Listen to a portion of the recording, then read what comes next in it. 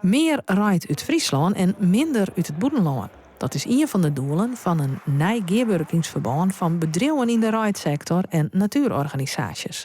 De gearwerkingsovereenkomst is juist door officieel ondertekenen bij rijddekkersbedrijf Hextra in Damwoude.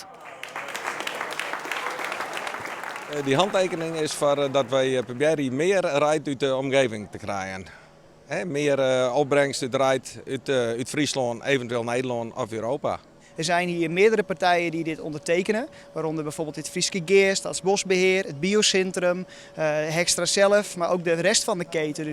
En dat we ook samen tekenen voordat we willen inzetten dat dit een robuuste regionale keten wordt voor die biobased economie. Ja, dat is een mooi moment. En dan is het idee dat we nu echt concrete plannen gaan maken van hoe kunnen we nu zorgen dat dat aandeel Nederlands riet stabiel blijft en misschien zelfs gaat groeien. Zodat we uiteindelijk een circulaire economie hebben waar je nog steeds gewoon rieten daken hebt met riet uit Nederland.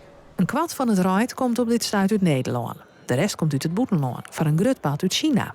En dat kan oors, vinden deze organisaties. Nou, sowieso omdat de cultuur hier net vergeten maakt. De rijdcultuur moet je blijven.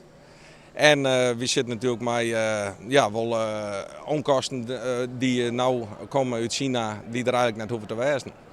Wat is nevens Jim dan het ideaalbeeld voor de komende 4 tot 10 jaar?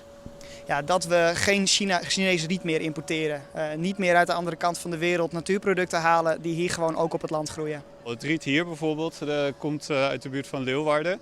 Dus het kan wel, alleen dan moeten we wel zorgen met elkaar dat het mogelijk blijft. En dat we dus ook met elkaar daar de moeite voor doen.